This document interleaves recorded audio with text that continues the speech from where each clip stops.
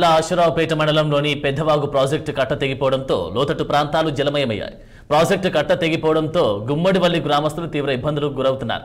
వందలాది ఎకరాల్లో ఇసుక మేటలు వేసినందున రాబోయే 2 పంటలు పండించే అవకాశం లేకుండా పోయిందని రైతులు వాపోతున్నారు. 1982లో అప్పటి ముఖ్యమంత్రి జలగం వెంగళరావు నిర్మించిన ప్రాజెక్టును తర్వాత వచ్చిన నాయకులెవరూ సరిగా పట్టించుకోలేదని, ప్రాజెక్టును గాలి కొదిలేశారని ఆవేదన వ్యక్తం చేస్తున్నారు. ఇరు రాష్ట్రంలో ప్రభుత్వాలు ప్రాజెక్టు నిర్వహణను పట్టించుకోవట్లేదని అంటున్నారు. కేవలం ఇరిగేషన్ అధికారుల అలసత్వమే ఈ పరిస్థితికి కారణమని రైతులు ఆరోపిస్తున్నారు. సకాలంలో ప్రాజెక్టుకి మరమ్మతులు చేపట్టి శ్రద్ధ తీసుకుంటే ఇలాంటి పరిస్థితులు వచ్చేవి కాదని స్థానికులు వాపోతున్నారు.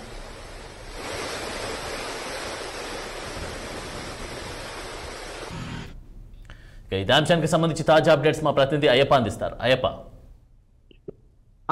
గత 3 రోజులుగా ఎడతెరిపి లేకుండా కురుస్తున్న భారీ వర్షాలకు ఇప్పటికే అసూరాపేట మండలం పెద్దవాగు పూర్తిగా వరదతో నీటితో నిండిపోయిన, చుట్టుపక్కల ప్రాంతాలకు కూడా 150 ఎకరాలతో ఇసుక మేటతోటి పూర్తిగా నిండిపోయిన పరిస్థితి. ప్రస్తుతం మన విజువల్ కూడా చూసుకోవచ్చు. పూర్తిగా ఏదైతే 150 ఎకరాల్లోకి కింద కూడా చూసుకోవచ్చు. పూర్తిగా ఇసుక మేట అయితే మనం చూసుకుంటున్నాం. ఇక్కడ పూర్తిగా అయితే వరి నాట్లు వేసుకున్న పరిస్థితి అయితే ఉంది. కానీ ఇక్కడైతే పూర్తిగా ఇసుక అయితే కనబడుతుంది.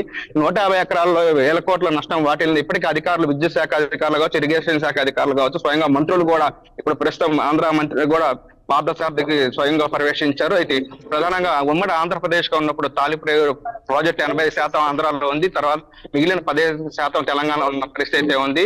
మొన్న 3 గేట్లు ఎత్తివేయడంతో పక్కనే ఉన్న కరకట్ట తెగిపోవడంతో పూర్తిగా 3 గ్రామాల్లో కూడా నీటి మునిగిన పరిస్థితి. ప్రస్తుతం మనతో పాటు ఆ రోజు అంటే స్వయంగా పశువులు కూడా కొట్టుకుపోయాయని ఆవేదన వ్యక్తం చేస్తున్నారు. ఒక మహిళ మనతో పాటు ఉన్నారు. మరి చెప్పండి, ఆ రోజు ఏం జరిగింది, మీకు ఎంత నష్టం మాట?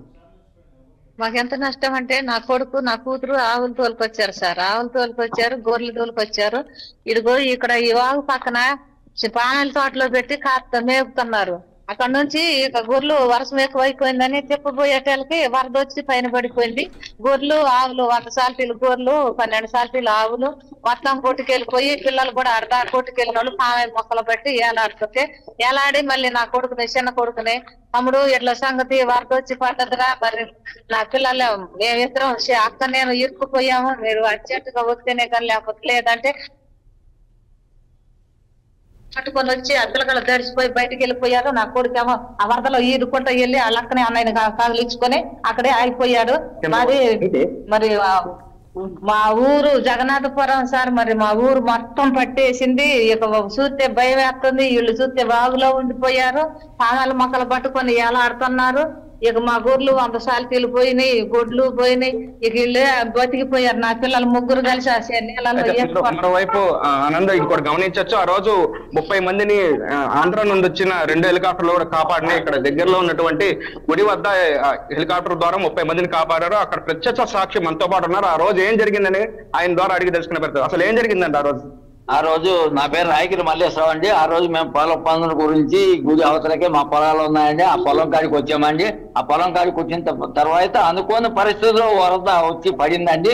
వరద వచ్చి పడి దారులన్నీ బంద్ అయిపోయినాయి. మేము మరి పరిగెట్టే కూడా అవకాశం లేకుండా లోతట్టు ప్రాంతం అంతా ముంచేసింది.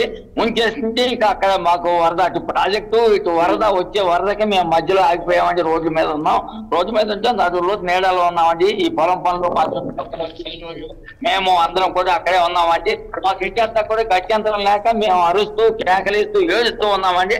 ఆ పరిస్థితిలో మరి మా మాటలో వాయిస్ ద్వారా ఆలకించి, ఈ సెల్ ఫోన్ ద్వారా మా మొర ఆలకించి ఇక్కడ ఉన్నటువంటి పోలవరం ఎమ్మెల్యే గారు, మరి అసరావుపేట ఎమ్మెల్యే గారు, వీరందరూ కూడా స్పందించి అసరావుపేటలో ఉన్నటువంటి అధికారులు, ఇంకా మిగిలిన కలెక్టర్ గారు అందరూ కూడా ఆల్మోస్ట్ అందరూ కూడా ఇక్కడికి వచ్చి మమ్మల్ని రక్షించే ప్రయత్నంలో హెలికాప్టర్లు పంపించారండి. అప్పటికే మా పొలాలు మొత్తం శుభ్రంగా కొట్టుకుపోయి డ్యామేజ్ అయిపోయి పెద్ద ఇసుక మేట్లు వేసినాయండి. ఇప్పుడు వెళ్ళి చూస్తే ఆనుమాలు దొరకని పరిస్థితిలో ఉన్నాయండి ఇప్పుడు పొలాలు. మాకు గత్యంతరం లేదని కాబట్టి గవర్నమెంట్ వారు మమ్మల్ని ఆదుకోవాల్సిందిగా కోరుతున్నాం. ప్రస్తుతం మనతో పాటు మరొక రైతు ఉన్నారు. అంటే ఆ రోజు ప్రత్యక్షంగా జరిగినది చూసారు. అతనికి కూడా కొన్ని పొలాలు ఉన్నాయి. అది ఎంత నష్టం వాటిల్లింది, సుమారు ఎన్ని గ్రామాల్లో ఈ నష్టం వాటిల్లింది అతను అడిగే ప్రయత్నం చేద్దాం. చెప్పండి, ఇప్పుడు ఎంత నష్టం వాటిల్లింది, ఎంత ఖర్చు అయింది, రానున్న రోజులు ఈ ఇసుక మెట్ట తీయడానికి కూడా ఎంత మీకు ఖర్చు అవ్వబోతుంది? సుమారు ఒక నారాయణపురం గ్రామంలోనే 1000 ఎకరాల దాకా క్రాప్ డ్యామేజ్ అయింది. వరి పొలాలు ఆల్మోస్ట్ గా దమ్ములు అన్ని అయిపోయినాయి. ఉడుపు వేయటం అయింది. మొదటి కోట ముందు కూడా వేయటం జరిగింది. ఒక ఎకరానికి వచ్చి ఇప్పుడు సుమారు ఒక 20,000 నుంచి 25,000 ఖర్చు అయిపోయింది అప్పుడే. తర్వాత ఇట్లా వరద ఒకేసారి రావడం వల్ల ఎస్టిమేటెడ్ పెట్టేసింది. ఇసుక తీయటానికి కూడా సుమారు ఎకరానికి 50,000 ఖర్చు ఉంది. ఇసుక జేసీబీలతో తప్ప మామూలుగా మనుషులతో ఎత్తే పరిస్థితి లేకుండా ఉంది. అదేవిధంగా ఈ పునరావాసాలు మా స్థానిక ఎమ్మెల్యే గారు కొంతమంది వరదలో చిక్కున్న వాళ్ళకి డిగ్రీ కాలేజీలో పునరావాసాలు ఏర్పడి భోజనాలు అన్ని ఏర్పాటు చేస్తున్నారు. మా జిల్లా మంత్రులు, ఎమ్మెల్యే గారు వీళ్ళందరూ రైతులను ఆదుకోకపోతే రైతు పరిస్థితి చాలా దీనంగా ఉంది. ఈ మొత్తం మీద చూసుకోవచ్చు ఆనంద్, అంటే ఎప్పుడూ లేని విధంగా గతంలో 1989లో ఒకసారి వరద పోటెత్తింది. అదే వరద ఈ రోజు సుమారు ఆంధ్రాలో 7 గ్రామాలు కావచ్చు, ఇక్కడ పెద్దవాగు పరిసర ప్రాంతాలు 3 గ్రామాలు కావచ్చు పూర్తిగా వరదలో కూరుకుపోయి మట్టి తేట వేసిన పరిస్థితి మనం విజువల్ కూడా ప్రత్యక్షంగా చూసుకోవచ్చు. ఆ కాలు అడుగు లోతులో కూడా పూర్తిగా కూరుకుపోతున్న పరిస్థితి అయితే మొత్తం ఇసుక మేడతో వేసింది.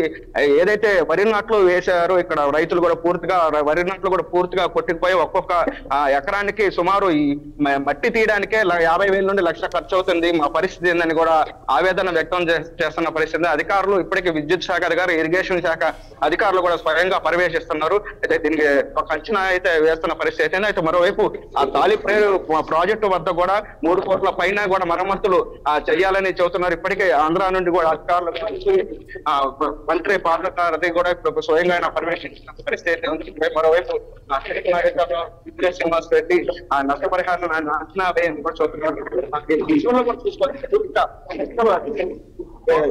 అడుగు లోతు కూడా దిగిపోతుంది. ఈ వేర్లతోటి కూడా ఆ పూర్తిగా ఇసుక మేటేసిన పరిస్థితి అయితే ఉంది. మొత్తం పూర్తిగా అయితే కొట్టుకుపోయింది. అంటే ఇక్కడ రోడ్లతో సహా పశువులు కూడా గొర్రెల కాపర్లు పూర్తిగా గొర్రెలు కూడా కొట్టుకుపోయాయి, పశువులు కూడా చనిపోయాయి. ఇటు స్తంభాలు పూర్తిగా పడిపోయిన పరిస్థితి అయితే అంటే ఈ 3 గ్రామాలు చీకటిలో ఇప్పటికే బిక్కుమంటూ గడుపుతున్నారు. వాళ్ళకి ఇప్పటికే పునరావాస కేంద్రాలు కూడా ఏర్పాటు చేసిన ఆ పరిస్థితి అయితే ఉంది. మాకు వీళ్ళు కోలుకోవాలంటే కనీసం సుమారు 1 నెల రోజులు 2 నెలలు పట్టే అవకాశం ఉంది. ఇసుక మేట ఎప్పుడు తీయాలి, మాకు దిక్కెవరని కూడా ఆవేదన వ్యక్తం చేస్తున్న పరిస్థితి అయితే ఉంది. అధికారులు కూడా ఎప్పటికప్పుడు పర్యవేక్షిస్తున్నారు. ఇటు మరోవైపు భద్రాచలం వరద ఉధృతి కూడా రోజుకి పెరుగుతున్న పరిస్థితి అయితే ఉంది.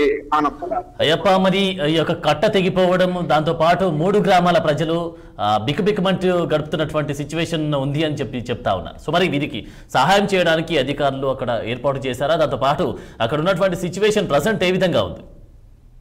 వాస్తవంగా ఇందులో ఒకటి గమనియాలి అందరూ. ఆనంద్, తాలిప్రేరు ప్రాజెక్టు ఏదైతే గత 2 రోజుల క్రితం రాత్రి 11 గంటల సమయంలో 45 క్యూసెక్కులు నీరుకి డ్యాము చేరుకుంది. అయితే దాని పరిణామం 45 క్యూసెక్కుల వరకే, కానీ ఆ తర్వాత 65 దాటి 80 ప్రవహించింది. అయితే ముందుగా ఇక్కడ సిబ్బంది లోపం కూడా తెలుస్తుంది. ఇప్పటికే 3కి మెమోలు జారీ చేసిన పరిస్థితి అయితే అందులో 3 గేట్లలో 2 గేట్లు మాత్రమే ఎత్తారు. 3వ గేట్ మొరాయించింది. కనీసం గ్రీజు పెట్టేదానికి కూడా డబ్బులు లేవు అనే కూడా ఇక్కడ సమాచారం అందుతుంది. అధికారుల నిర్లక్ష్యం కూడా కనపడుతుంది తెలుస్తుంది. అయితే ఆంధ్ర నుండి వచ్చే వాటర్, ఎగువ నుండి వచ్చిన వాటర్ ఇందులోకి ఎక్కువ రావడంతో ఇటు తెలంగాణలో 15% ఉంది, 85% ఆంధ్ర గ్రామాలు కూడా ముంపుకు గురయ్యాయి. ఒక్కసారిగా గేట్లు ఎత్తవేయడంతో 80 క్యూసెక్కులు వచ్చిన తర్వాత గేట్లు ఎత్తవేయడంతో పై నుండి వరద వచ్చిన పరిస్థితి అయితే ఉంది. ఈ నేపథ్యంలో మిగిలిన 3 గ్రామాలు ముంపుకు గురయ్యాయి. ఇప్పుడైతే ప్రస్తుతం వాళ్ళని అధికారులు ముందుగానే హెచ్చరించి వాళ్ళని సురక్షిత ప్రాంతాలకు తరలించతో ఆస్తి నష్టం వరకే జరిగిన పరిస్థితి, ప్రాణ నష్టం జరగలేదని కూడా తెలిసింది. ఇప్పుడైతే ప్రస్తుతం విద్యుత్ శాఖ అధికారులు స్తంభాలు వేసి విద్యుత్ పునరుద్ధరించుకునే కార్యక్రమంలో ఉన్నట్టు తెలుస్తుంది. Anand, thank you Ayyappa. సాధారణ కింద పడేసుకోవచ్చు.